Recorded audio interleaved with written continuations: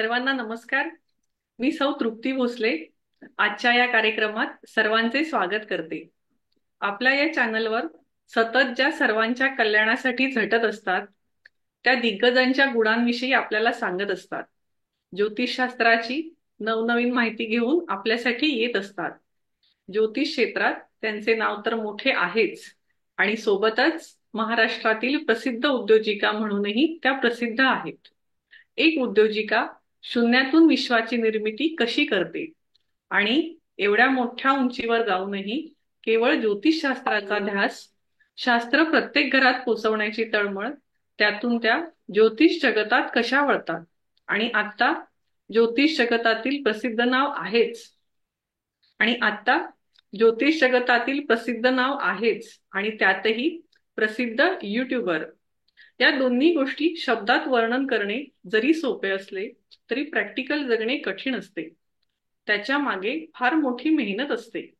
हे वर्णन केल्यावरच आपल्या सर्वांच्याच लक्षात आले असेल की हे कोण आहे बरं. तर या आहेत आपल्या सर्वांच्या लाडक्या ॲस्ट्रोगुरू डॉक्टर सौ ज्योती जोशी मॅडम. धन्यवाद त्यांचे तृप्ती मॅडम, खूपच सविस्तर ओळख करून दिली.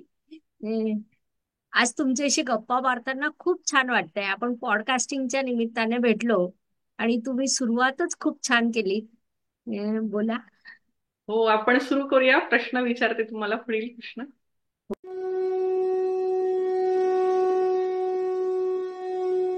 होय. शक्यतोवर गुरु विद्यार्थ्यांना प्रश्न विचारतात. आज विद्यार्थी गुरुला प्रश्न विचारतोय आणि हो, ती मोठी आनंदाची बाब असते. आपले विद्यार्थी जेव्हा आपल्यापेक्षा मोठे होतात ते गुरुचं मोठं स्वप्न असतं. बोला.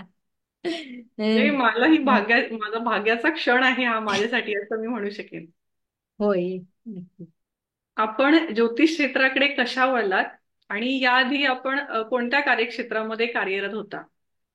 हा एक खूपच चांगला प्रश्न आहे, कारण ज्योतिष क्षेत्राकडे वळले म्हणजे अगोदर मी अंधश्रद्धा निर्मूलन या समितीत कार्यकर्ती होती. अगदी कॉलेजमध्ये असताना किंबहुना 7वी 8वी पासून माझ्यावर डाव्या विचारसरणीचा मोठा प्रभाव राहिलेला आहे. अंधश्रद्धा निर्मूलन, समाजवाद अशा विचारसरणीच्या ग्रुपमध्ये मी असायचे. अंधश्रद्धा निर्मूलनच्या आघाडीच्या कार्यकर्तीमध्ये मी होते. आयुष्यात जेव्हा काही घटना घडतात तेव्हा आपल्या डोळ्यावरील पडदा बाजूला सरकतो. अ, कारण अगोदर आमचा छोटासा व्यवसाय होता, त्यात देखील आम्ही प्रचंड संघर्ष करत होतो. म्हणजे जर शून्यातून विश्व निर्माण केलं असं म्हटलं तरी ते चुकीचं ठरणार नाही. परिश्रमातून बऱ्यापैकी मोठं यश आम्ही व्यवसायात संपादन केलं.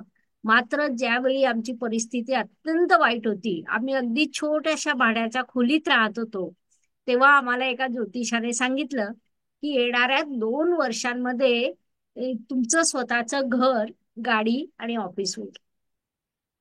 त्या गोष्टीवर आम्ही अजिबात विश्वास ठेवला नाही, कारण त्याला फार गांभीर्याने देखील घेतलं नाही, कारण तेव्हाची आमची परिस्थिती पाहता ती बाब जवळपास अशक्य होती. मात्र पुढील 2 वर्षात जेव्हा ती बाब सत्यात उतरली तेव्हा ज्योतिष शास्त्रात काहीतरी तथ्य नक्कीच आहे हे माझ्या लक्षात आलं. ही घटना 1996 साली घडली. थोडक्यात स्वतः अनुभूती घेतल्यावर शास्त्रावरील विश्वास माझा बसला. मात्र तेव्हाही माझी विचारसरणी थोडी वेगळी होती. कुणी सांगतंय म्हणून आपण त्यावर विश्वास ठेवण्यापेक्षा आपण स्वतः अभ्यास करून या शास्त्राला समजून घ्यावं असं मी ठरवलं. आणि तेव्हापासून शास्त्रीय अभ्यास सुरू केला. मग जसजसा अभ्यास सुरू केला आणि एक एक गोष्ट समजत गेली तसतसं हे लक्षात आलं की आपण कुठेतरी अंध, अश्रद्धा आहोत. मात्र मीच आतापर्यंत कुठेतरी अश्रद्ध होते असंही त्याचा अर्थ निघतो.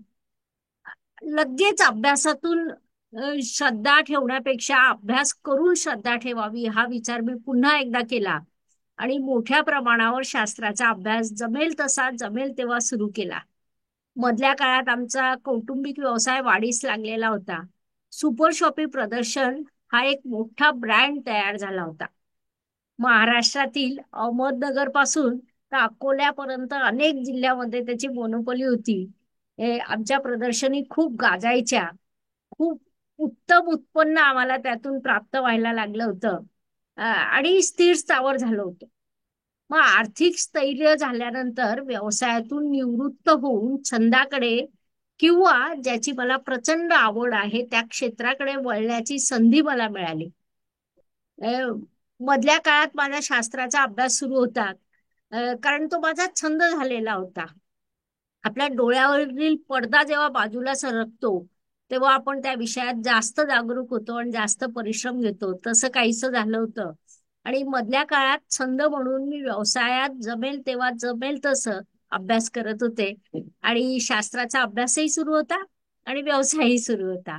या पद्धतीने वाटचाल सुरू होती. छान मॅडम, एकदम छानच. ज्योतिषशास्त्रात टेक्नॉलॉजीमध्ये तुमचे नाव अग्रेसर आहे. म्हणजे आपण जिथे बघतो फेसबुक आहे किंवा आपली सगळी सोशल मीडिया माध्यमे आहेत, ते कुठेही सर्च केलं की ज्योती जोशी हे नाव पुढे दिसतं. मग युट्यूबचं आपले चॅनल आहेत, ॲस्ट्रोगुरु डॉक्टर ज्योती जोशी मराठी आणि हिंदी. मग या कार्याविषयी काय सांगाल? हा खरं तर अत्यंत महत्वाचा प्रश्न आहे. परंतु टेक्नॉलॉजी हा विषय जेव्हा येतो तेव्हा सुरुवातीला युट्यूब काय असतं मला माहित नव्हतं. किंबहुना मी माझा पहिला व्हिडिओ अपलोड केला त्यापूर्वी मी एकही युट्यूबवर व्हिडिओ पाहिलेला नव्हता. अ, माझ्या वयाच्या 36व्या वर्षी पहिल्यांदा पेजर आला. पेजर मध्ये काय असायचं ना की माणूस कुठेही असला तरी त्याला मेसेज मिळायचा की तुमच्या घरून किंवा विशिष्ट जागेवरून तुम्हाला फोन करण्याचा प्रयत्न केला जातोय. मग समोरील व्यक्ती पेजरवरचा नंबर पाहायची. मग टेलिफोन बूथवर जाऊन घरी कॉल करायचे. त्या पलीकडे कन्सेप्टच नव्हत्या. मग 40व्या वर्षी माझ्या मोबाईल आलेत. त्यामुळे टेक्नॉलॉजी मीडिया या प्रश्नाचा कुठूनही काही संबंध नव्हता. अ, कोरोना काळात काय झालं ना की माझे कोरोनापूर्वी जे क्लासेस सुरू होते ते अचानक बंद पडले. आणि मी नेहमी म्हणते मी स्वतः काही करत नाही, सर्व गोष्टी घडत जातात. तसं त्या बॅच मध्ये एक विद्यार्थी होता, गणेश नाव त्याचं. अ, तर मी त्या दिवशी खूप अस्वस्थ झाले की आता आपले क्लास बंद पडले. आणि एक शिकवण्याची ओढ होती कारण या शास्त्राबद्दल प्रचंड ओढ निर्माण झालेली होती. छंदातून अभ्यास केला होता, प्रचंड अभ्यास केलेला होता. आणि आता हा अभ्यास आपण घराघरात पोहोचवावं अशी ती एक नैसर्गिक ओढ तयार झालेली होती. मग त्या गणेशने मला सांगितलं, अर्थात हे फोनवर सांगितलं त्याने, की मॅडम तुम्ही असं करा, मोबाईल समोर घ्या, अशा पद्धतीने रेकॉर्ड करा. मग तेव्हा माझ्याकडे ट्रायपॉड देखील नव्हता. मग मोबाईल मी उभा धरला. मग तो म्हणाला नाही नाही नाही आडवा धरा. मग पुस्तकं लाव, घरातील साहित्य लाव, असं मोबाईलच्या मागे पुढे अटकवून सेल्फी पॅटर्नने व्हिडिओ तयार केला. मग त्याने तिकडनं चॅनल सुरू केलं, मेल आयडी बनवला, चॅनल सुरू केलं. मला सांगितलं आता तिथे तुम्ही तो अपलोड करा. मग मी अपलोड केला. मग त्याने तिकडनं एडिट केलं. एडिट केलं म्हणजे काय केलं की सुरुवात कट केली, शेवट कट केलं आणि तसंच तसं तो ऍज इट इज अपलोड झालेला. मग कसं असतं ना की आपण पाण्यात पडलो की पोहायला शिकतो. मग या पद्धतीने चॅनल सुरू झालं आणि काही गोष्टी आपल्यात इनबिल्ट सवयी असतात. जसं मला रोज संध्याकाळी क्लास घेण्याची सवय होती. मग मी अगदी नियमितपणे रोज संध्याकाळी एक एक व्हिडिओ अपलोड करत होती कारण मी असं समजून चालत होते आपला हा क्लास आहे आणि तो रोजच्या वेळेवर असला पाहिजे. मग ती गोष्ट युट्यूबच्या दृष्टीने खूप सकारात्मक ठरली. युट्यूबच्या दृष्टीने जेव्हा तुम्ही नियमित वेळ सांभाळता तेव्हा तुम्ही उत्तम कार्य करत असतात. मग युट्यूबच्या अल्गोरिदम मध्ये तुम्ही येतात आणि युट्यूब तुमचे व्हिडिओ पुढे सरकवतं. ही गोष्ट सुद्धा ब्रह्मांडात नैसर्गिक घडली कारण मला माहित नव्हतं. अशा पद्धतीने युट्यूब चॅनल सुरू झालं, त्याला प्रचंड प्रतिसाद मिळाला. विद्यार्थी वर्गाला ती सोपी भाषा आवडली. मग युट्यूब नंतर काय झालं ना की लोकांना नोट्स हव्या होत्या. मग नोट्स कशा द्याव्या, तर मी व्हॉट्सअपवरून द्यायला सुरुवात केली. मग हजारो विद्यार्थ्यांना जर मी व्हॉट्सअपवरून नोट्स द्यायचे तर व्हॉट्सअप बंद पडलं, बॅन आलं. मग ते संकट पुन्हा प्रगतीचं कारण ठरलं. मग आता व्हॉट्सअप बंद पडलं, मग काय करायचं? मग गणेश काय करू? मग गणेश म्हणाला, तुम्ही आता असं करा, फेसबुकचं पेज करा. म्हटलं कर. मग त्यानेच पेज तयार केलं. मग पेज तयार केलं. मग युट्यूबवर व्हिडिओ, फेसबुकवर पेज, व्हॉट्सअपवर मेसेजेस, अशा पद्धतीने आमचं कार्य पुढे जायला लागलं. मग होतं कसं ना, की जसं समस्या येतात माणूस मार्ग काढतो. सोशल मीडिया आज खूप मोठी ताकद आहे, खूप मोठं प्लॅटफॉर्म आहे. आणि यंग जनरेशनला आपले विचार, आपले थॉट्स सर्वांपर्यंत पोहोचवण्याचं उत्तम माध्यम आहे. परंतु हे माध्यम, त्याचे स्वतःचे काही नियम आहेत. व्हॉट्सअपला स्वतःचे नियम आहेत, फेसबुकला आहे, युट्यूबला आहे. ते तुम्हाला आत्मसात करावे लागतात. आमच्या पिढीला ते जड गेलं. त्याच्यानंतर अजून एक मोठं संकट आलं, की एक दिवस युट्यूब देखील बंद पडलं. मग युट्यूब कसं वापरावं हे त्यातून शिकले.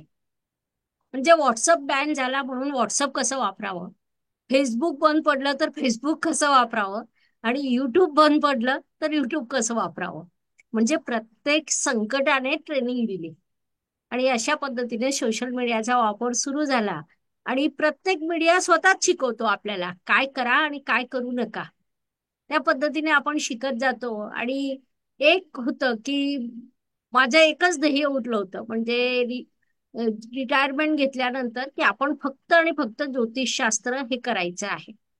घरातून तसं मोठं मला सहकार्य हे मिळालं, की जबाबदारी काहीच नाही, शून्य जबाबदारी. शून्य जबाबदारी म्हणजे खूप मोठा सपोर्ट असतो. कारण छोटस एक कप चहा जरी बनवून द्यायचं म्हटलं तर आपल्या कार्यात आपण कुठेतरी विचलित होतो. जेव्हा तुमच्यावर शून्य जबाबदारी असते, तेव्हा तुम्ही तुमचं पूर्ण लक्ष तुमच्या कार्यावर केंद्रित करू शकतात. आणि ती संधी मला मिळाली, कारण की अगोदर जबाबदाऱ्या पूर्ण केलेल्या होत्या, आणि म्हणून उत्तम प्रकारे हे सर्व मीडिया मी करू शकले. सुंदर, छानच मॅडम. श्री ज्योतिष संशोधन केंद्र जळगाव ही आपली संस्था नेमकं काय काय कार्य करते आणि त्यांचे कार्यकारी अधिकारी त्याच्याविषयी आपण थोडी माहिती सांगावी. खूपच छान प्रश्न आहे. श्री ज्योतिष संशोधन केंद्र ही आपली संस्था ज्योतिष शास्त्रात संशोधन करावं, अ, किंबहुना कोणत्याही शास्त्रात सातत्याने संशोधन ही गरज असते, त्या उद्देशाने निर्माण झाली. की शास्त्रामध्ये आपण संशोधन करावं, काळानुसार बदल करावेत, नवीन काय गरजा असतील समाजाच्या त्यानुसार अभ्यास करावा. आणि संस्थेने एक स्वप्न पाहिलं की प्रत्येक घरात ज्योतिषी निर्माण व्हावा. आणि त्या दिशेने संस्थेचं कार्य सुरू झालं. कोरोना काळात आपल्याला खूप मोठं सहकार्य मिळालं. मोठा तरुण वर्ग अभ्यासाला लागला, कारण कोरोना काळात लोकांची विचार करण्याची दिशा बदलली. आणि थॉट्स हे जे विषय असतात ना, ते माणसावर थेट प्रभाव करतात. ती थॉट प्रोसेस माणसांची तेव्हा बदललेली होती, आणि त्यांना या शास्त्राचं महत्व वेगळ्या पद्धतीने कळायला लागलं होतं. त्यामुळे अर्थातच घराघरात ज्योतिष आणि हे स्वप्न घेऊन संस्था कार्यरत झाली. आणि आपण सुद्धा त्या पद्धतीने जेव्हा कार्य सुरू करायला लागलो, तर कसं होतं ना, की आपण एखाद्या रस्त्यावर वाटचाल सुरू केली की अनेक लोक येतात, आपल्याला भेटतात, आणि आपण सोबत चालायला लागतो. तसं काहीसं झालं की पहिल्यांदा खूप मोठा विद्यार्थी वर्ग भेटला, मग अनेक विद्यार्थी आले, जॉईन झाले, आणि ही सर्व आपली कार्यकारी अधिकाऱ्यांची टीम. मग एका व्यक्तीने काम करणं आणि टीमने काम करणं याच्यात मूलभूत खूप मोठा फरक असतो. एक गंमत अजून अशी घडते इथे, की आपण जे करत असतो, आपण जे पेरतो ते उगवतं. माझी अशी इच्छा होती की हे शास्त्र आपल्याला ऋषीमुनींनी मोफत दिलेलं आहे, ते पुढे तसंच गेलं पाहिजे. म्हणून मी तो मोफत क्लास सुरू केला. तर आपली संपूर्ण कार्यकारी टीमने सुद्धा त्याच पद्धतीने कार्य सुरू केलं, आणि सर्वांनी मिळून कार्य सुरू केलं. कार्यकारी टीम रोज संध्याकाळी विद्यार्थ्यांना व्हिडिओ देणं, नवीन विद्यार्थ्यांना पडणाऱ्या प्रश्नांची उत्तरं देणं, त्यांची परीक्षा घेणं, असे अनेक कार्य करायला लागले. आणि म्हणून घराघरात ज्योतिष हे स्वप्न सुरुवातीला खूप मोठं नुसतंच स्वप्न वाटत होतं. आणि आज असं कुठेतरी दिसतंय की हो, आज नाही तर 5 वर्षांनी, नाही तर 10 वर्षांनी आपली टीम हे स्वप्न पूर्ण करेल. हा विश्वास आता मला वाटायला लागला आहे. कारण कार्यकारींची जी मोठी टीम तयार झालेली आहे, तर ही टीम माझं हे स्वप्न नक्कीच पूर्ण करेल असा विश्वास मला वाटतोय. ज्योतिषशास्त्र हे किती महान आहे हे काही वेगळं सांगायला नको. पण एक असा एक वर्ग आहे की जे त्याला थोतांड म्हणतात. मग याविषयी आपण काय सांगाल? अशा लोकांना मी काहीही सांगणार नाही. केवळ स्माईल करून सोडून देईल. परंतु मी हे सांगू शकते की ज्योतिषशास्त्र हे शास्त्र आहे. कारण मी एकाच आयुष्यात दोन परस्पर विरुद्ध भूमिका निभावल्या आहेत. ज्यावेळी मी अंधश्रद्धा निर्मूलन समितीमध्ये कार्यरत होते, तर तिथे देखील मी मोठ्या प्रमाणावर कार्य केलं. आणि तेव्हा माझा शास्त्रावर 100% अविश्वास होता. परंतु पहिला अनुभव आल्यावर मी जागे झाले. त्यानंतरही लगेच शास्त्राला फॉलो केलं किंवा सरळ डोळे झाकून विश्वास ठेवला असं नाही. त्यानंतर मी कितीतरी वर्ष स्वतः अभ्यास केला. शास्त्राला शास्त्रशुद्ध पद्धतीने समजून घेण्याचा प्रयत्न केला. अनेक गोष्टी तपासून बघितल्या, अनेक गोष्टी टॅली केल्या. त्यानंतर जेव्हा लक्षात आलं की हे शास्त्र खरोखर शास्त्र आहे, कदाचित आज आपली तेवढी क्षमता नाही की शास्त्राचा सखोलतेने आपण अभ्यास करू शकतो. अ, किंवा असं सांगू शकतो आपण की हिमनगाचा जो वरचा भाग आहे, तेवढाच आपल्याला दिसतो आणि आपण त्याच्यावर विश्वास ठेवतो. परंतु हिमनगाचा सखोल भाग हा खूप मोठा असतो. हे शास्त्र देखील तसंच आहे. त्यामुळे अशा प्रश्नांमध्ये वेळ वाया घालवण्यापेक्षा शास्त्राचा सखोलतेने अभ्यास करणं हे जास्त महत्वाचं आहे असं मला वाटतं. शास्त्र शास्त्र आहे का, थोटांड आहे का, अशा गोष्टींमध्ये आपला वेळ घालवू नये. किंबहुना ज्याने त्याने स्वतःच्या सद्सद विवेक बुद्धीने या गोष्टीचा विचार करावा, स्वतः अभ्यास करावा. तुम्हाला नसेल पटत तर विरोध करा किंवा विश्वास ठेवू नका. परंतु आमच्याकडे मार्गदर्शन घेण्यासाठी पण येऊ नका. आमच्या पोस्ट वाचू नका, आमचे व्हिडिओ पाहू नका. कारण मुळात हा श्रद्धेचा विषय आहे. त्यावर विश्वास ठेवावा की नाही हे तुमचं तुम्ही ठरवा. ते तुमचं स्वातंत्र्य आहे. मात्र तुमच्या विचारांचा आम्ही आदर करतो, आमच्या विचारांचा तुम्ही देखील आदर करावा. केवळ टीका करण्यासाठी टीका करू नका. कारण आपल्या देशात एखाद्या गोष्टीला आपण विरोध का करतोय हेच कित्येक वेळेला लोकांना माहिती नसतं. केवळ इतर लोक करताय म्हणून आपण विरोध करावा असे उपक्रम सुरू असतात. मात्र एखादी गोष्ट सत्य आहे की असत्य आहे, हा श्रद्धेचा विषय आहे की अंधश्रद्धेचा विषय आहे, हे स्वतः समजून घ्या. शक्य असेल तर स्वतः अभ्यास करा. आणि त्यानंतर जर तुम्हाला वाटलं तर तुम्ही स्वतःचे विचार मांडू शकता. तुमच्या तोंडून असं नेहमी वाक्य असतं की ज्योतिषी भविष्य बदलू शकत नाही. आणि तशी आपल्या ऑफिसच्या बाहेर पाटीही लिहिलेली आहे. तर मग भविष्य बदलू शकत नाही, तर मग भविष्य बघून काय फायदा? म्हणजे याविषयी काय सांगाल आपण? खूपच छान प्रश्न आहे. भविष्य बदलता येत नाही, मात्र भविष्य घडवता येतं. याची अनेक उदाहरणं आहेत. या संदर्भात मी नेहमी पार्वती देवीचं उदाहरण देते. राजा हिमवन आणि बैना यांच्या घरी जेव्हा मुलगी म्हणून पार्वती जन्माला आली, तेव्हा राजाने नारद मुनींना ज्योतिषी म्हणून बोलवलं. त्यांनी पत्रिका दाखवली. नारद मुनी म्हणाले, पत्रिका खूपच छान आहे. बरंच चांगलं चांगलं काही सांगितलं की मुलगी किती सुंदर असेल, सुशील असेल.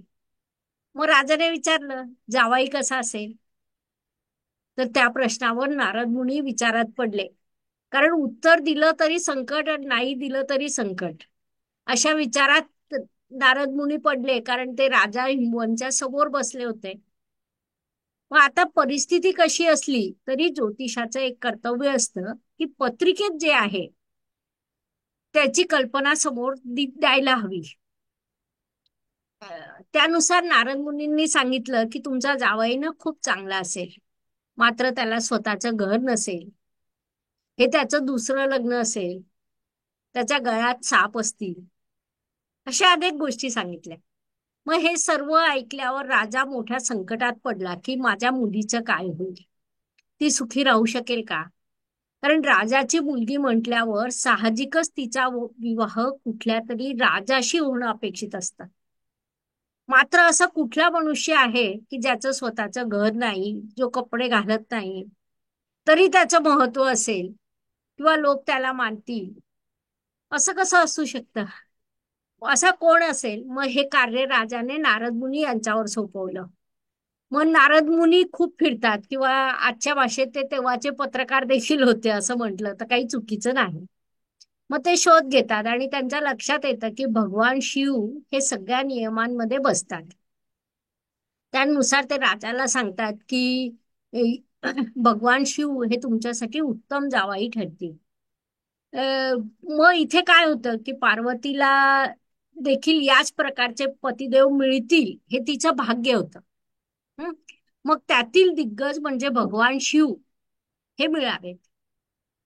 हे झालं भाग्य घडवणं. बरोबर? म्हणजे भाग्य हे होतच, ते तिने घडवलं, किंवा तिच्या वडिलांनी किंवा नारद मुनींच्या सहकार्यांनी तिच्या वडिलांनी ते घडवलं आणि भगवान शिव हे त्यांचे जावई झाले. अशा आपल्या पुराणात अनेक कथा, या मार्गदर्शक कथा देखील असतात. म्हणजे याच्यात ना कधीही दोन प्रकार असतात.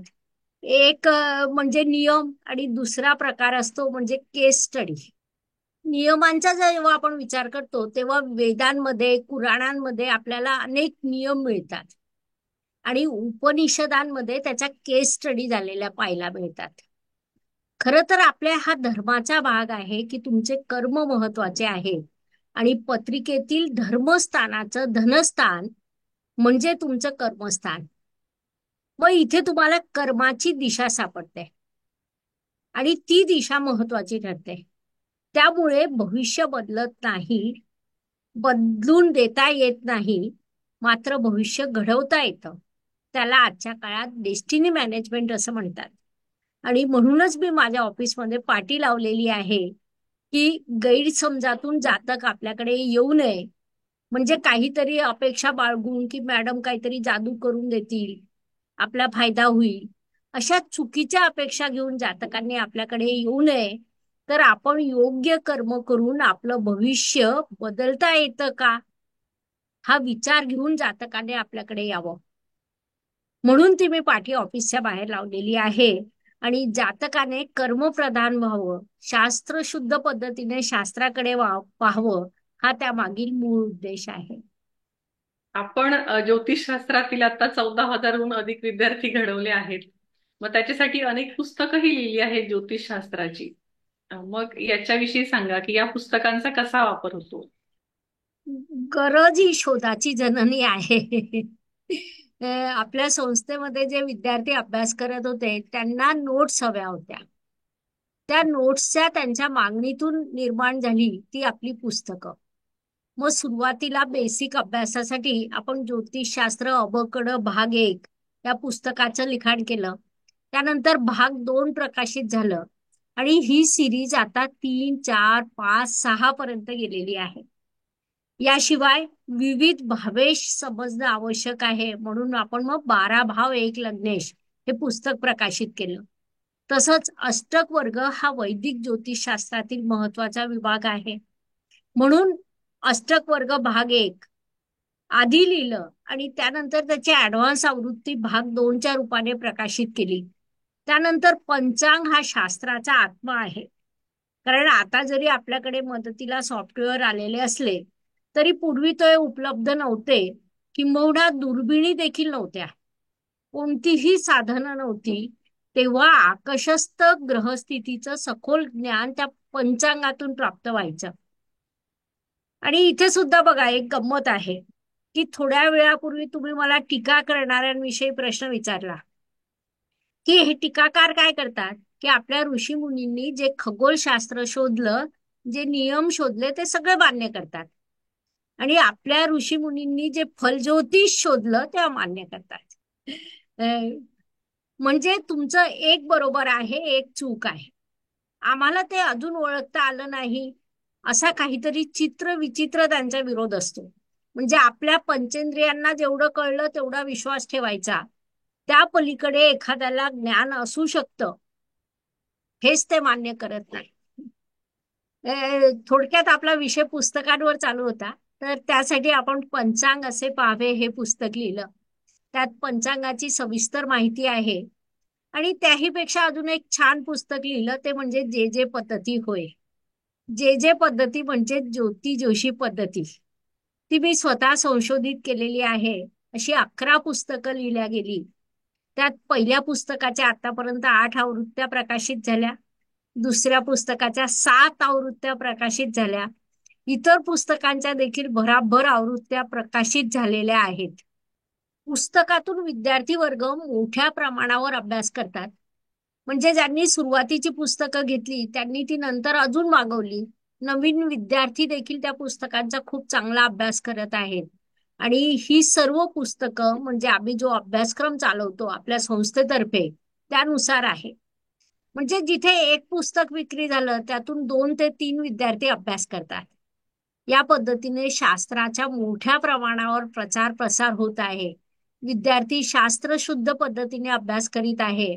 आणि हे पुस्तकांचं सगळ्यात महत्वाचं वैशिष्ट्य आहे, ग्रंथ हेच गुरु. त्या ग्रंथातून शास्त्र शुद्ध पद्धतीने घराघरात पोहोचण्यासाठी उपयुक्त ठरत आहे. काही दिवसांपूर्वी आपण एक म्हणजे ज्योतिषशास्त्रामध्ये एक सहज सोपी अशी पद्धती शोधून काढली, ती म्हणजे ज्योती जोशी जे जे पद्धती. तर मग या पद्धतीची काय आवश्यकता होती किंवा याचा कसा वापर होतो? खूपच छान प्रश्न आहे. जे जे पद्धती ही ठरवून संशोधित नाही केली, ती अचानकच समोर आली. काय होतं, आपल्याकडे रोज खूप जातक येतात, खूप विविध प्रश्न घेऊन येतात. तसंच एकदा माझ्याकडे एक संपूर्ण कुटुंब बीड जिल्ह्यातून आलं होतं. 2 मुला, त्यांच्या दोन्ही सुना, नातवंड आणि आजी. मग होतं काय ना की पत्रिका पाहत असताना सगळ्यांच्या जन्मतारखा होत्या, आजीची जन्मतारीख नव्हती. अनेक जातक येतात त्यांच्याकडे तारीख नसते, अनेक जातक येतात त्यांच्याकडे वेळ नसतं. मग ते आपल्याला उत्तर देतात की संध्याकाळी ना गुरं ढोरं परत येत होती आणि मी आलो. किंवा सकाळी कोंबडा आरवला आणि त्याचा अर्धा तासाने माझा जन्म झाला, असं आई सांगते. मग अशा वेळी होतं काय ना की प्रत्येकाला उत्सुकता असते की माझ्या आयुष्यात काय घडेल. मग आपण जेव्हा प्रॅक्टिस करत असतो, अनेक जातक आपल्याकडे येतात, विविध प्रश्न घेऊन येतात, तेव्हा आपली सुद्धा इच्छा अशी असते, सुप्त इच्छा असते की आपण या सगळ्यांना मार्गदर्शन करू शकलो पाहिजे. कारण आजचं ज्योतिषशास्त्र हे मुख्यतः समुपदेशन हा विभाग त्याच्यात सगळ्यात मोठा म्हणून येतो. मग पत्रिका पाहत असताना एक दिवस मला अचानक लक्षात आलं की पत्रिकेतील प्रश्न आणि जातकांच्या मनातील प्रश्न यांच्यात काहीतरी साम्य आहे. ती घटना देखील अचानकच घडली. म्हणजे झालं काय ना की एक जोडपं आलं माझ्याकडे. ते मुंबईहून पत्रिका दाखवायला चाललेले होते जळगावला, 2 जण. मग त्यांनी त्यांची पत्रिका दाखवली आणि त्यांचा पहिला प्रश्न होता की 2 देशांमधून नोकरीसाठी इंटरव्ह्यू झालेले आहेत आणि होऊ शकतं, तर आम्ही कोणत्या देशाला प्राधान्य द्यावं. मग त्यांची पत्रिका पाहून त्याला अनुसरून मी त्यांना उत्तर दिलं की या देशात तुम्ही जा, तिथे तुमचा संधी आहे प्रगतीची. मग त्यांनी दुसरा प्रश्न विचारला. याच्यावर अर्थात 2-3 मिनिटं चर्चा झाली. मग त्यांनी दुसरा प्रश्न विचारला की आम्ही वास्तू कुठे घ्यावी, मुंबईला की आमच्या गावी. मग त्याला अनुसरून पत्रिका पाहून मी प्रश्नांची उत्तरं दिली. आणि मग त्यांनी अचानक प्रश्न विचारला की नोकरी लागलेली आहे, पण मी अजून एक ऍडव्हान्स कोर्स करू का. तिथे ना मी थोडासा ब्रेक घेतला. मी विचारात पडले की पत्रिका समोर होती, जातक समोर होता. पहिला प्रश्न होता तो तृतीय स्थानाचा होता, परदेश गमन. दुसरा प्रश्न चतुर्थ स्थानाचा की जे परदेशात जात आहेत ते देशातल्या वास्तूचा विचार का करत असावेत. तिसरा प्रश्न शिक्षणासंदर्भात म्हणजे पंचम स्थान. बरोबर. मग याच्यात काहीतरी साम्य होतं. मग मी ती घड्याळाची वेळ लिहिली. लगेच त्यांचा पुढचा प्रश्न आला, की वास्तूसाठी कर्ज मिळेल का? मग त्या दिवशी मला असं जाणवलं की या वेळेचा आणि घड्याळीचा काहीतरी आपसात संबंध आहे. तेव्हापासून मग मी सुरुवात केली की कोणताही जातक आला की वेळ लिहायची आणि त्याचा प्रश्न लिहायचा. आणि तत्पूर्वी सुद्धा जेव्हापासून आपण प्रॅक्टिस सुरू केली होती ती सवय होतीच. म्हणजे आता जरी तुम्ही घरी आल्या तर माझे जवळपास एक गोदरेजचं कपाट भरून रजिस्टर तयार झालेले आहेत. मग मी वरती गेली, एक एक रजिस्टर उघडत गेली, जातकांचे प्रश्न आणि त्यांची येण्याची वेळ लिहिलेली असायची तेव्हा. कारण तेव्हा आपण जातक आपल्या केबिन मध्ये येतो ती वेळ घेत होतो प्रश्न कुंडलीसाठी. मग त्याच्या 5 मिनिटानंतरचा जर प्रश्न असला तर साधारण त्या स्थानाशी निगडीत प्रश्न आहे हे लक्षात यायला लागलं. आणि मग एक दिवस लक्षात आलं की स्थान आणि प्रश्न यांचा कुठेतरी संबंध असतो. आणि मग घड्याळीचे 12 तास, 12 लग्न यांचा संबंध लक्षात आला आणि जे जे पद्धतीची प्राथमिक गोष्ट लक्षात आली. आणि मग तिथून अजून संशोधन सुरू केलं. व या संशोधनात आपल्या संस्थेतल्या बऱ्याच लोकांनी सहकार्य केलं. तुम्ही खूप मोठं सहकार्य केलं. कारण तेव्हा आपल्याजवळ वेळ कमी असायचा आणि आपण म्हणजे मला असं आठवतं प्रत्येक फोनला तुम्ही माझ्या वेळा लिहायला सुरुवात केली. किंवा अनेक आपल्या विद्यार्थ्यांनी या कार्यात प्रत्यक्ष अप्रत्यक्ष मदत केली. कारण तुम्ही जेव्हा हे नियम तपासतात तेव्हा अनेक ज्योतिषीय नियम तपासतात हे सिद्ध होतं. आणि त्याच्यातून स्वतःवर देखील विश्वास वाढतो. आणि मी देखील प्रत्येक जातकाचे येणारा जातक, त्याचे प्रश्न आणि घड्याळीची वेळ याचा अभ्यास सुरू केला आणि त्यातून जे जे जे पद्धती निर्माण झाली म्हणजे ती सुद्धा मी निर्माण केली नाही, ती झाली. आणि मानवी प्रवृत्तीनुसार मी त्याला स्वतःचं नाव लावलं. छानच. याच्यावर एक उदाहरण मला अजून द्यावंसं वाटेल. आताच घडलेलं उदाहरण आहे. मग जे जे पद्धतीचं संशोधन झालं, मग त्यावर कार्य सुरू झालं.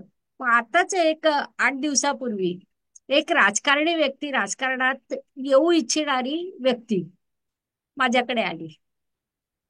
मग त्यांनी भरपूर व्हिडिओ पाहिलेले. मग आलेत, बसलेत.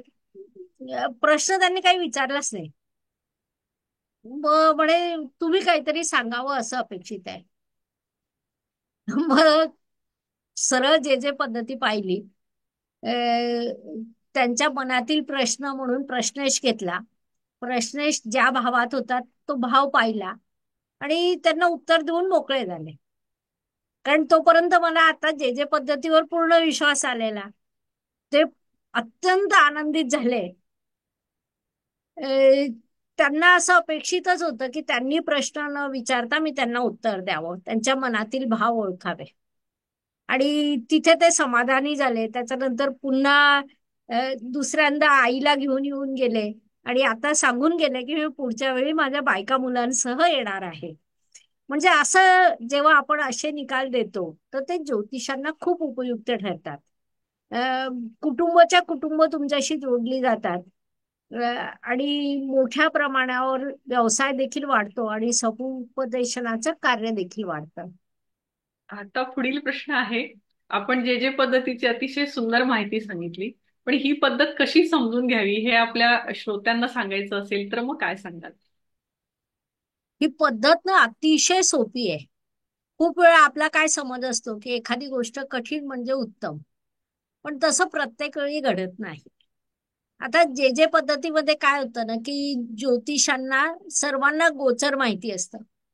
आता कोणत्याही ज्योतिषाला विचारलं शनी ते म्हणतील कुंभेत, गुरु मेषेत, राहू केतू हे सर्व पाठ असतात. फक्त चंद्र राशी लवकर बदलतो, त्यामुळे चंद्राचं रोजचं गोचर तुम्ही लक्ष द्यावं. आणि आपल्या संस्थेमध्ये आपण रोज संध्याकाळी दुसऱ्या दिवसाचं गोचर देत असतो. म्हणजे तेवढं जरी तुम्ही पाहिलं तर तुम्हाला गोचर बऱ्यापैकी पाठ असेल. मग जे जे पद्धतीमध्ये कसं असतं ना की दर 5 मिनिटांनी कुंडली बदलते, लग्न बदलतं. आणि लग्न बदललं की कुंडली पूर्ण बदलते. आणि म्हणून आपण अभ्यासात सूक्ष्म पद्धतीने पुढे जाऊ शकतो. जसं 1 ते 5 मिनिट असेल तर मेष लग्न, 6 ते 10 वृषभ लग्न, 11 ते 15 मिथुन लग्न, 16 ते 20 कर्क लग्न, या पद्धतीने 55 ते 60 मीन लग्नापर्यंत आपण जातो. म्हणजे दर 5 मिनिटांनी लग्न बदलतं. मग जे जे पद्धतीमध्ये जातक आला की घड्याळ पाहावं, त्यानुसार त्या लग्नाची कुंडली मांडावी. मग तिथे सगळ्यात महत्वपूर्ण ठरतो तो प्रश्नेश, म्हणजेच लग्नेश. अ, आयुष्यात कोणतेही प्रश्न कुठून निर्माण होतात जर हे आपल्याला वैदिक पद्धतीने पाहायचं असेल तर आपण कुठे जातो? अष्टम स्थानावर. कारण अष्टम स्थान म्हणजे कोणत्याही प्रश्नाचं कारण असतं. हं? मग जातकाने जो प्रश्न विचारला त्या लग्नाची कुंडली तयार झाली, त्याच्या अष्टम स्थानावरून आपल्याला प्रश्नाचं निर्मितीचं कारण कळतं. लग्नेश जिथे असेल, प्रश्नेश जिथे असेल, त्यावरून आपल्याला प्रश्नाचं स्वरूप कळतं आणि पुढे काय होणार आहे हे लक्षात येतं. म्हणजे प्रश्नेश स्वराशीत आहे, मित्र राशीत आहे, शत्रू राशीत आहे. एखाद्या प्रश्नाचं उत्तर कुठून पाहतो आपण? तर लाभस्थानावरून. त्याच्यातून नेमकं काय प्राप्त होणार आहे. आपण त्याला लाभस्थान म्हणत असलो, इच्छापूर्तीचं स्थान म्हणत असलो, तरी तिथून काय पदरात पडेल हे आपल्याला कळतं. मग प्रश्न सुटणार आहे की नाही सुटणार आहे ते लाभेश्वरून कळतं. म्हणजे फक्त आपण घड्याळ पाहिलं, 5 मिनिटात कुंडली मांडली, प्रश्नेश, अष्टमेश आणि लाभेश 3 ग्रह पाहिले की आपल्याला प्रश्नाचं कारण, जातकाच्या मनातील प्रश्न आणि त्याचं उत्तर आहे का, कुठून उत्तर प्राप्त होऊ शकतं, या सर्व गोष्टी एका दृष्टीत प्राप्त होतात. असं छानशी पद्धती ती आहे. खरंच छान आहे ज्योती जोशी पद्धती. मला स्वतःला फार आवडते खरं सांगते. आपण जे जे पद्धती लॉन्च केली आणि आता त्याचा वापर बऱ्याच ठिकाणी व्हायला लागला. आणि आता गौरवाची बाब म्हणजे की भारत सरकारचं त्याला कॉपीराईट प्रमाणपत्र प्राप्त झालं आहे. तर मग याविषयी आपण काय सांगाल?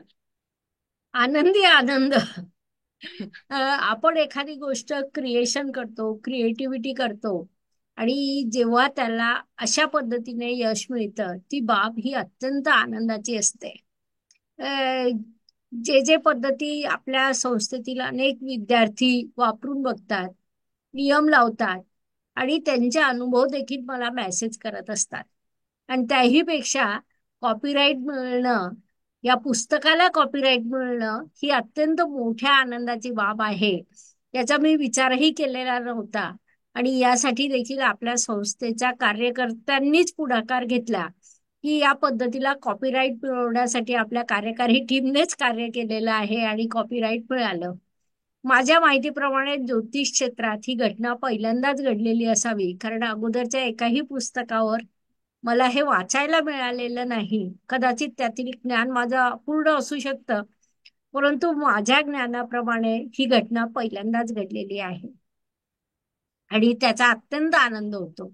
आपण परिश्रम करतो, त्या झाडाला छानशी फळं लागली तसं वाटतं. जे जे पद्धतीची प्रमुख वैशिष्ट्ये यावर थोडा प्रकाश टाकावा. अं, भरपूर वैशिष्ट्ये आहेत. सगळ्यात महत्वाची बाब म्हणजे जातकाने प्रश्न न विचारता त्याच्या मनातील भाव ओळखणं, हे अत्यंत मोठी बाब आहे. तुम्हाला पण अनुभव आला असेल, खूप लोक आपली फक्त परीक्षा घ्यायला येतात. असा आलेला जातक खरोखर जातक आहे की परीक्षा घ्यायला आलेला आहे हे ओळखण्याची सुंदर पद्धती आपल्याला जे जे पद्धतीमध्ये मिळतं. कधी कधी काय होतं ना की जातक येतो, त्याला विचारायचं वेगळं असतं, तो बोलत वेगळं असतो. त्याला प्रश्न पडलेला असतो, आपण बोलावं का, प्रश्न विचारावं का, तो स्वतः संभ्रमित असतो. मग आपण त्याची पत्रिका लावताना सोबत गोचर मांडलेलंच असतं, कारण आपण गोचर मांडल्याशिवाय एकही पत्रिका पाहत नाही. तर त्या गोचर मध्ये मांडलेल्या जे जे पद्धतीच्या कुंडलीनुसार आपल्याला त्याच्या मनातील भाव कळतात. मग अशा वेळी आपण जातकाला थोडस सहकार्य जास्तीचं देऊ शकतो. म्हणजे त्याने विचारलेल्या प्रश्नाशिवाय जो प्रश्न आपल्याला जे जे पद्धतीनुसार त्याच्या मनात दिसतोय तो आपणच त्याला विचारू शकतो. आणि मग त्याचा चेहऱ्याचे भाव बदलतात. तो अत्यंत आनंदित होतो, कारण तो जे बोलू शकत नव्हता इतक्या वेळ ती गोष्ट आपण त्याला सांगतो. हे खूप मोठं वैशिष्ट्य म्हणता येईल की मनातील भाव ओळखणं. दुसरं एक आहे ग्रहांची वाटचाल.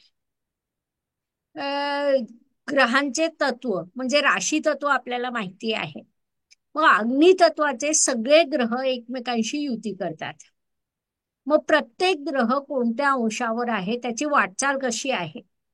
मग ग्रहांची जर वाटचाल कळली आपल्याला, तर समजा चंद्र मनाचा कारक, तो कोणत्या ग्रहाला भेटून आलेला आहे आणि कोणत्या ग्रहाला भेटायला जाणार आहे. जातकाच्या मनाची दिशा आपल्याला कळते. प्रश्नेश प्रश्नाचा कारक कोणत्या ग्रहाला भेटून आला आणि कोणत्या ग्रहाकडे जातोय, म्हणजे प्रश्नाचं स्वरूप लहान होणार आहे, मोठं होणार आहे, केव्हा सुटणार आहे, ही दिशा आपल्याला त्या वाटचालीतून दिसते. म्हणजे ग्रहांची वाटचाल हा एक स्वतंत्र महत्वाचा विषय त्याच्यातून आहे. खूप वेळा काय असतं ना की खूप कठीण म्हणजे छान असं नाही. खर तर या पत्रिका आता अत्यंत सोपी सुटसुटीत असते.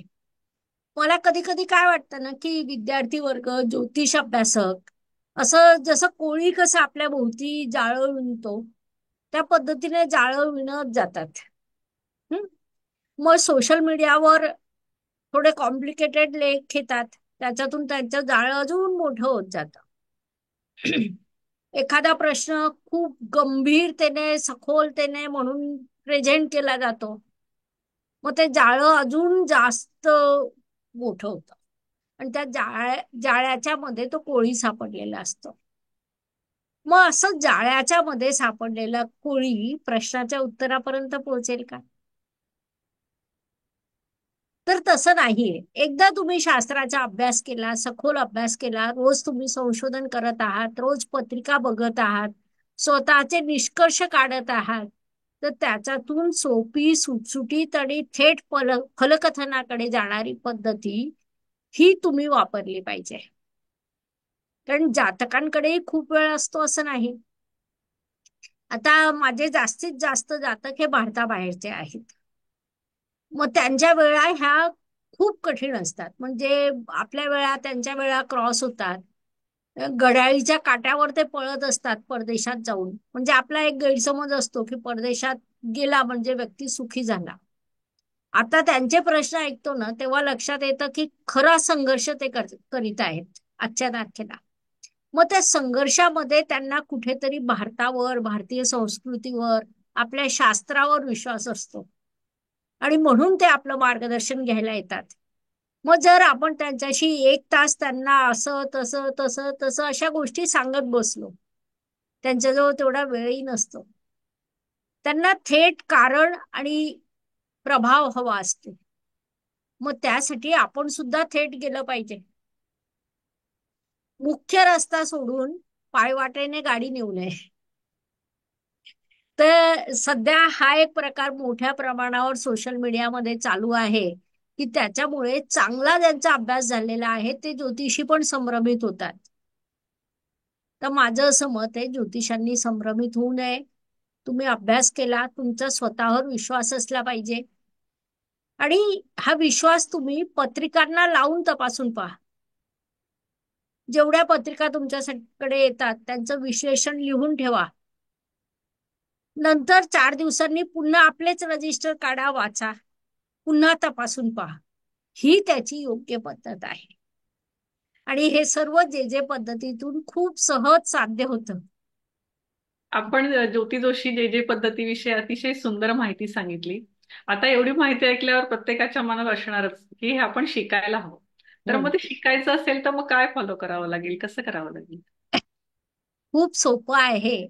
आपण युट्यूबच्या माध्यमातून सर्वांना जे जे पद्धती मोफत शिकवित आहोत त्यासाठी युट्यूब चॅनलवर आपण एक एक व्हिडिओ प्रमाणे देतोय. आठवड्यातून साधारण एक व्हिडिओ आपण त्या विषयावर देतो, कारण शास्त्राचा अभ्यास हा त्या पद्धतीने व्हायला हवा. तुम्ही युट्यूब चॅनलवर एक प्लेलिस्ट आहे आपली, जे जे पद्धती या नावाने तुम्ही सर्च केलं किंवा आपल्या चॅनलवर जाऊन पाहिलं तर तुम्हाला ते सापडेल. किंवा जर कमेंट सेक्शन मध्ये विद्यार्थ्यांनी मागितली तर या कमेंट मध्ये सुद्धा मी जे जे पद्धतीची प्लेलिस्ट देऊ शकेन. जे जे पद्धतीचा आपण तिथे अभ्यास करू शकतो. आणि हा सगळा अभ्यास मोफत आहे. ज्योतिषांनी या पद्धतीचा वापर करून अभ्यास करावा. आणि महत्वाची बाब म्हणजे तुमचे अनुभव सुद्धा कमेंट मध्ये सांगावे, की तुम्ही विविध पत्रिकांना जे जे पद्धतीचे नियम लावल्यावर तुम्हाला नेमके काय अनुभव आलेत. या पद्धतीने तुम्ही अभ्यास करू शकता. हम्म. आपण आपल्या युट्यूब चॅनलवर नवनवीन संकल्पना राबवत असतात. मॅडम, मुळात तुमचा स्वभावच आहे की तुम्ही सतत नित्य नूतन किंवा नवीन ह्या संकल्पना संस्थेतही प्रत्येक कार्यात वापरत असता. मग आता हे पॉडकास्टिंग असं एक सुरू आहे हा प्रकार. तर मग तुमच्याशी पॉडकास्टिंग करायचं असेल तुमच्या युट्यूब चॅनलवर, तर मग कसा संपर्क करता येईल किंवा काय करावं? कसं असतं ना, अनेक क्षेत्रात अनेक दिग्गज लोक असतात. त्या त्या क्षेत्रातील सखोल ज्ञान त्यांना असतं आणि ते ज्ञान आपल्या प्रेक्षकांपर्यंत पोहोचावं या उद्देशाने आपण पॉडकास्टिंग सुरू केलं. अनेक लोक असतात, त्यांचं सामाजिक कार्य मोठं असतं, कर्तृत्व मोठं असतं. शून्यातून त्यांनी विश्व निर्माण केलेलं असतं. मग आपण अशा लोकांना पॉडकास्टिंगसाठी आमंत्रित करतो, की त्यांच्या जीवन प्रवासातून अनेकांना प्रेरणा मिळते, वाटचालीची दिशा सापडते. जसं आता आपण सरिता पदमन मॅडमचं केलं. त्यानंतर तांबोळकर मॅडम म्हणून आहेत, वय वर्ष 74. त्यांचं लवकरच येणार आहे पॉडकास्टिंग आता. तर अशा कर्तृत्ववान लोकांचे अनेक पॉडकास्टिंग आपण घेत असतो. आपल्या शास्त्रामध्ये अनेक आपल्या अगोदरच्या पिढीचे, की ज्यांचं शास्त्राचं ज्ञान अगाध आहे, मात्र तेव्हा टेक्नॉलॉजी उपलब्ध नव्हती, त्यामुळे ते सर्वसामान्यांपर्यंत पोहोचू शकले नाही. मात्र त्यांचं ज्ञान आपल्या विद्यार्थ्यांपर्यंत पोहोचणं मला जास्त गरजेचं वाटतं. की त्यांच्याजवळ जे ज्ञान आहे, जो अभ्यास आहे, तो आपल्या शास्त्रातील विद्यार्थ्यांवर, आपल्या चॅनलवरील विद्यार्थ्यांना मिळावा, म्हणून आपण त्यांना देखील आमंत्रित करतो. आता नुकतंच नरेंद्र सहस्त्रबुद्धे सरांचं केलेलं आहे. सुनील पुरोहित सर आहे अभिजित प्रतिष्ठानचे, नीलम पोद्दार आहे, भोसले सर आहे, बुधवंत सर आहेत, आणि सुनीता पागे मॅडम आहेत. त्याशिवाय म्हणजे अनेक आपण केलेले आहेत, की आपल्या शास्त्रातील, परंतु जे अगोदरच्या पिढीतील होते, ज्यांच्याजवळ ज्ञान अगाध आहे, फक्त त्यांना टेक्नॉलॉजी माहिती नसल्यामुळे ते सर्व ज्योतिष प्रेमींपर्यंत पोहोचू शकले नाही. पॉडकास्टिंगच्या माध्यमातून त्यांचं ज्ञान आपण आपल्या ज्योतिष प्रेमींपर्यंत पोहोचवण्याचा प्रयत्न करतो. ही एक बाब आहे. आणि दुसरी एक असा विषय येतो, की काहींना जाहिरातीसाठी किंवा व्यवसाय वाढीसाठी सुद्धा पॉडकास्टिंग करायचं असतं. मग तुम्ही तसं पॉडकास्टिंग देखील करू शकता. आपण युट्यूब वर एक आपला मेल आयडी दिलेला आहे. त्या मेल आयडी वर तुम्ही जर मेल केलं तर आपण पेड पॉडकास्टिंग सुद्धा स्वीकारतो. त्याच्यातून आपल्या संस्थेची खर्च निघायला आपल्याला बरेच उपयुक्त ठरतात. तर ती सुविधा देखील आपल्याकडे आहे. म्हणजे दोन्ही प्रकार आहेत. तज्ञ व्यक्तींना आपण स्वतः आमंत्रित करतो आणि ज्यांना जाहिरात करायची आहे त्यांचं पेड कॉस्ट पॉडकास्टिंग स्वीकारतो. छान. म्हणजे आपण या माध्यमातून आपल्या वाचकांना, दर्शकांना सांगू शकतो की ज्यांना वाटत असेल की या व्यक्तीचं आम्हाला पॉडकास्टिंग पाहिजे, तर ते नक्की आपल्याला कमेंट करून कळवू शकतात. हो, नक्कीच. आपण त्या दृष्टीने देखील प्रयत्न करूया. आपल्या कम्युनिटी मधील काही ज्योतिषप्रेमींनी जर आपल्याला नावं सुचवली तर आपण त्यांना आमंत्रण पाठवू पॉडकास्टिंगसाठी, की त्यांचे विचार आपल्या विद्यार्थ्यांपर्यंत पोहोचावेत. आणि पूर्ण प्रयत्न नक्कीच करू. आपण आपल्या चॅनलवर मोफत ज्योतिष मार्गदर्शनही करत असता. होय. जर एखाद्याला यायचं असेल मोफत ज्योतिष मार्गदर्शनासाठी, तर मग याचं काय स्वरूप आहे, कसं असायला हवं? आपण आठवड्यातून किंवा 15 दिवसातून एकदा मोफत मार्गदर्शन ऑनलाईन करत असतो. काय होतं ना, की अनेक ज्योतिषप्रेमी पेड मार्गदर्शन घेऊ शकत नाही. मात्र त्यांना सुद्धा मार्गदर्शन मिळावं या हेतूने आपण हा प्रयत्न करतो. जेव्हा शक्य असेल तेव्हा आपण या पद्धतीने मोफत मार्गदर्शन अगोदर व्हॉट्सअपवर, कम्युनिटीमध्ये आपण ती माहिती देतो. आणि मग जेव्हा ज्योतिषप्रेमींचे प्रश्न येतात तेव्हा ते प्रश्न अ, आपण लाईव्ह मध्ये त्यांची उत्तरं देतो. आणि विशेष बाब म्हणजे त्याच वेळी त्यांची पत्रिका देखील शेअर करत असतो. म्हणजे एखाद्याने प्रश्न विचारला तर त्या जातकाची पत्रिका स्क्रीनवर असते आणि आपण त्याला मार्गदर्शन करतो, म्हणजे त्याला त्याचा पूर्ण लाभ घेता येतो. परंतु वेळेच्या मर्यादा असतात, त्यामुळे आपण आठवड्यातून किंवा 15 दिवसातून एकदा या पद्धतीने मोफत मार्गदर्शन करतो. कम्युनिटी सेक्टरमध्ये तुम्ही कमेंट टाकू शकता. कमेंट बॉक्समध्ये तुम्ही लिहू शकता की मी हा प्रश्न मोफत मार्गदर्शनाच्या सेशनसाठी टाकत आहे. मग तिथे जातकांनी त्यांचं नाव, जन्मतारीख, जन्मवेळ, जन्मस्थान आणि एक कोणता तरी महत्वाचा प्रश्न विचारावा. म्हणजे त्या प्रश्नाचं उत्तर आपण लाईव्ह सेशन मध्ये त्यांना देऊ शकतो. आता एक अतिशय महत्वाचा विभाग आहे, तो म्हणजे रॅपिड फायर. बरं. मलाच फार आनंद होतोय हे विचारायला. जर तुम्ही ज्योतिषी झाला नसता तर काय झाला असता? मी ठरवून ज्योतिषी झाले नाही. त्यामुळे या प्रश्नाचं उत्तर देता येत नाही. आयुष्यात अनेक गोष्टी केल्या, बऱ्याच भूमिका निभावल्या. जेव्हा मी विद्यार्थी होते तेव्हा अत्यंत खोडकर विद्यार्थी होते. जेव्हा मी मुलगी होते तेव्हा मुलगी म्हणून आई वडिलांना कडून भरपूर लाड करून घेतले. जेव्हा मी बायको होते तेव्हा मी बायको होते. जेव्हा उद्योजिका होते तेव्हा उद्योजिका म्हणून मनसोक्त अ, यश मिळवलं. अ, आज ज्योतिषी आहे तर ज्योतिषी म्हणून मी आनंद घेते. जेव्हा गुरु असते तेव्हा गुरु म्हणून आनंद घेते. मी प्रत्येक भूमिकेचा मनसोक्त आनंद घेते. समजा राजकारणात जायचं झालं तर मग कोणत्या पक्षात जाल? आणि समजा तुम्हाला पक्ष स्थापन करायचा असेल तर त्या पक्षाचं नाव काय असेल? राजकारणातही जायचं नाही, पक्षही स्थापन करायचा नाही, परंतु मी आयुष्यात जे काही कार्य करेल, जिथे कुठे संस्था स्थापन करेल, त्या प्रत्येक नावात ज्योती हे नाव येईल. कारण ज्योती हे माझ्या वडिलांनी माझं नाव ठेवलं होतं. विशेष म्हणजे त्या काळात घरातली चौथी मुलगी असून सुद्धा वडिलांनी माझं कौतुकाने नाव ठेवलं होतं. आणि म्हणून मी ज्योती हे नाव त्या संस्थेच्या नावात नक्कीच ठेवेल. तुमचा सर्वात आवडता नेता कोणता? लाल बहादूर शास्त्री. महाराष्ट्राचं राजकारण सध्या गाजत आहे, आपण ऐकतोच. तर एका वाक्यात वर्णन करायचं असेल या राजकारणाविषयी तर काय सांगाल? सावळा गोंधळ. महाराष्ट्राच्या राजकारणावर तसेच राजकीय व्यक्तींवर आपण वेगवेगळे व्हिडिओ बनवले आहेत. तुम्ही मुख्यमंत्री कोण होणार हे सुद्धा सांगितले होते. महाराष्ट्राचे राजकारण असेल किंवा भारताचे राजकारण, तुम्ही केलेली भविष्यवाणी अगदी तंतोतंत जुळताना दिसून आलेली आहे. या संदर्भात कोणीही युट्यूब चॅनलवरती जाऊन ते व्हिडिओ पाहू शकतोच. तर आमचा प्रश्न असा आहे, खूप राजकीय लोकांच्या आपण कुंडल्या पाहिल्या, तर महाराष्ट्राच्या राजकारणामध्ये आजवर तुम्हाला सर्वात जास्त आवडलेली कुंडली कोणाची आहे आणि का?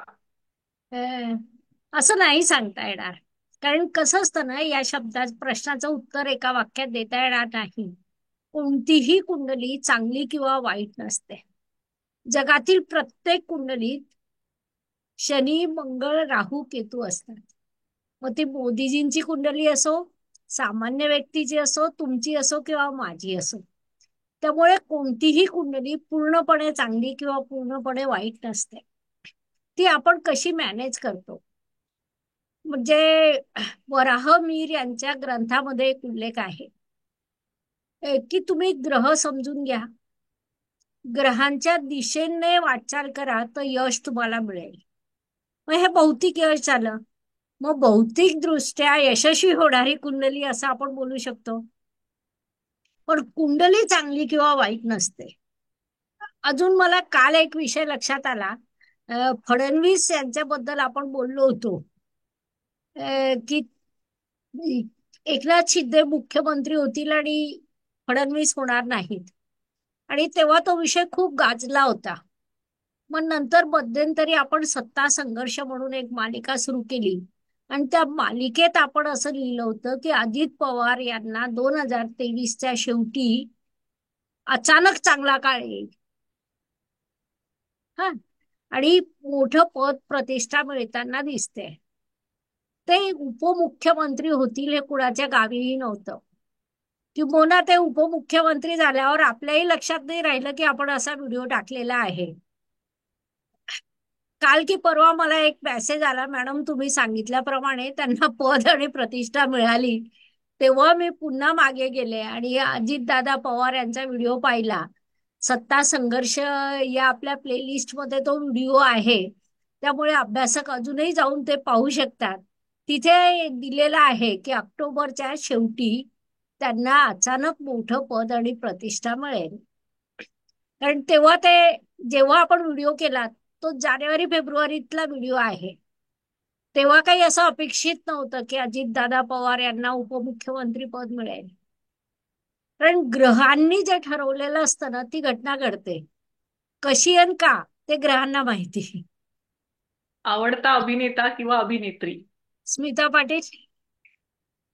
तुमच्या लहानपणीचा एखादा गमतीशीर किस्सा सांगा.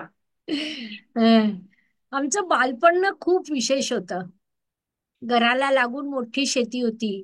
खूप सारी बहीण भावंड, म्हणजे सख्खे भाऊ बहीणही 6. आणि त्या काळात एकत्र कुटुंब व्यवस्था, त्यामुळे खूप सारी बहीण भावंड. त्यामुळे बालपण हे अत्यंत आनंदी होतं, धमाल होतं. एकच नाही, शेकडो किस्से आहेत. त्यामुळे कोणता सांगावं हे ठरवता येणार नाही. पण जर असं सांगायचं झाल्यास धमाल मजा म्हणजे बालपण. त्याच्यात अजून गंमत, तेव्हा ना पाऊस खूप आवडायचा. पावसात भिजायला खूप आवडायचं. आमची शाळा घरापासून बऱ्यापैकी लांब होती. मग समजा शाळा सुटली की आम्ही रोज बसने यायचो. मग ढगाळ वातावरण असलं तर आम्ही बस स्टॉपवर थांबायचो आणि पाऊस सुरू झाला की मात्र पायी घरी यायचो. मग पूर्ण भिजून छानपैकी घरात आलो की आईला लगेच कौतुक की आपली मुलं शाळेतून ओली होऊन आली. आईने गरम पाणी ठेवलेलं असायचं. कदाचित आईला आमचा तो स्वभाव माहीत असल्यामुळे त्या काळात बंब मध्ये पाणी तापवायचे. मग टॉवेलने अंग पुसणं, बंबाच्या गरम पाण्यामध्ये पाय वाजून देणं, असे भरपूर लाड आमचे व्हायचे. म्हणजे पावसात धमाल मजा करायची आणि घरी येऊन आईकडनं लाड करून घ्यायचे. असं हे छानसं बालपण होतं. आपले आदरणीय रवींद्र जोशी सर, म्हणजे आपले पती, तर यांच्या समजा तुम्हाला यांचा राग आला, तर मग कसं असतं एका वाक्यात? बोलणं बंद करते. कसं होतं ना की जसजसं आपण शास्त्राचा अभ्यास सुरू करतो आपल्याला अनेक गोष्टी लक्षात येतात. सुरुवातीला आपण काय करत असतो ना की जोडीदाराबद्दल खूप अपेक्षा असतात. मग मनाविरुद्ध झालं की आपण वारंवार जाऊन चर्चा करतो, समजावून सांगायचा प्रयत्न करतो, किंवा काय असेल ते बोलतो, वारंवार जाऊन बोलतो. आणि मग शास्त्राचा अभ्यास केल्यावर लक्षात येतं की या गोष्टीला खरंच अर्थ नाहीये. अ, तर मग तेव्हापासून मी आता राग आला तर बोलणं बंद करते. परिस्थिती स्वीकारली. हा, शास्त्र आपल्याला शिकवतं की जे आहे त्याचा स्वीकार करा. आणि दोन व्यक्ती असल्या म्हणजे कधीतरी मतांमध्ये विरोधाभास येतो, हेही स्वाभाविक असतं. फक्त फरक एवढाच पडला की सुरुवातीला जेव्हापर्यंत शास्त्राचा अभ्यास नव्हता तोपर्यंत आपले विचार आपण वारंवार सांगण्याचा प्रयत्न करतो. आणि शास्त्राचा जेव्हा अभ्यास सुरू होऊन जातो तेव्हा लक्षात येतं की हे करू नये, जे आहे त्याचा स्वीकार करा. म्हणून मग बोलणं बंद करते. आपलं आयुष्य जगत असताना खूप लोक आपल्या अवतीभोवती आपल्या सोबत असतात आणि कालांतराने त्यातील काही लोक सोडून जातात. त्यांच्या आठवणी आपल्यासोबत नेहमीच असतात. आता जर तुम्हाला एखाद्या व्यक्तीबरोबर 1 मिनिट बोलण्याची संधी मिळाली, तर तुम्ही कोणत्या व्यक्तीसोबत बोलाल आणि ती व्यक्ती तुमच्या समोर आहे असे समजून तुम्ही बोलायला सुरू करावे? मी माझ्या वडिलांसोबत बोलेन आणि खरं सांगायचं तर मी काहीच बोलू शकणार नाही. ते जर समोर आले तर मी बापूजी म्हणेल आणि शांत बसेल. मला काही बोलताच येईल असं वाटत नाही. तुम्हाला दोन पर्याय दिले जातील. बरं. एक एक तुमचा आवडता पर्याय निवडायचा आहे आणि एकच पर्याय निवडायचा आहे. याला दुसरा पर्याय नाही. बरं. संजय राऊत की Sushma Andhare? No comment. YouTube की फेसबुक? दोन्ही महत्वाचे. कसं होतं ना की युट्यूब हे अत्यंत महत्वपूर्ण व्यासपीठ आहे. आज युट्यूबच्या माध्यमातून आपण घराघरात पोहोचतोय. मात्र त्याच वेळी फेसबुकचं देखील तेवढंच महत्व आहे. युट्यूब मधून आपले व्हिडिओ जातात, परंतु डिटेल डिस्क्रिप्शन हे फेसबुकच्या माध्यमातून जातात. दोन्ही व्यासपीठ उत्तम आहे, त्याचा आपण योग्य वापर केला पाहिजे. मराठी की हिंदी? अर्थात आपली राष्ट्रभाषा हिंदी, म्हणून हिंदीचं महत्व मोठं.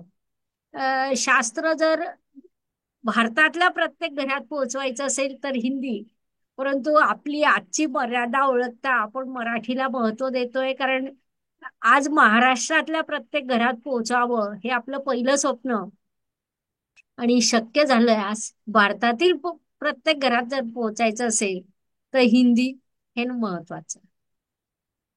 आई की वडील? वडील. वडील हे आपले हिरो असतात. हो. हम्म. आता एक महत्वाचा प्रश्न. नवरा की मुलगा? मुलगा. हम्म. पैसा की समाधान?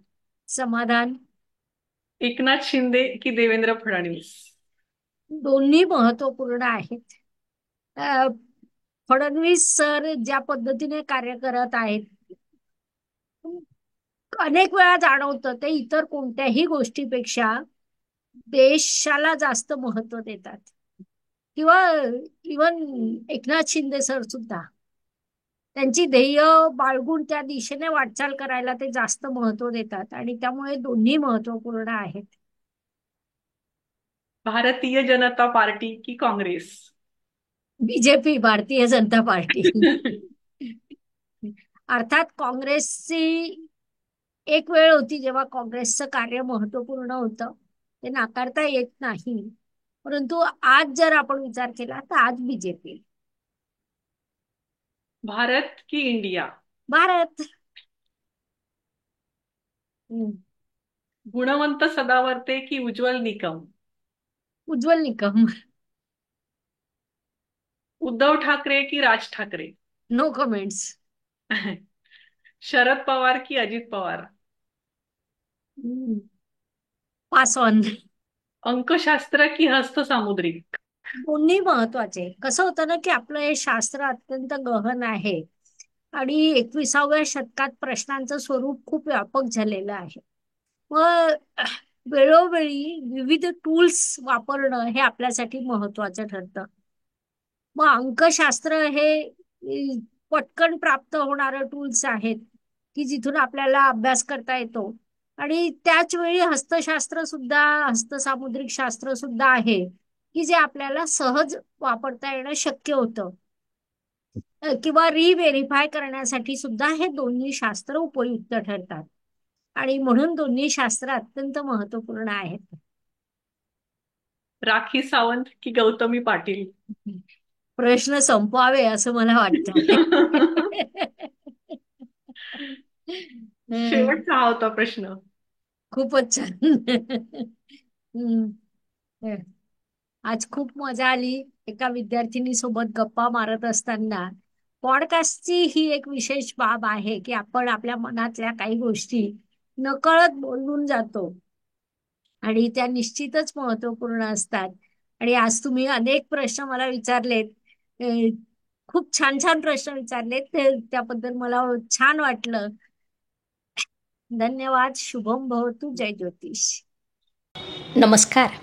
शास्त्राचा अभ्यास करण्यासाठी माझी मराठीतून 11, हिंदीतून 2 अशी पुस्तकं प्रकाशित झाली आहे.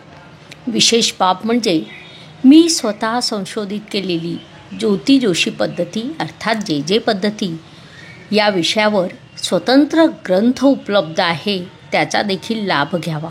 यूट्यूबची कार्यप्रणाली ही मुख्यतः लाईक, शेअर आणि सबस्क्राईबवर चालते. Please like, share and subscribe the channel. धन्यवाद. शुभम भवतु. जय ज्योतिष.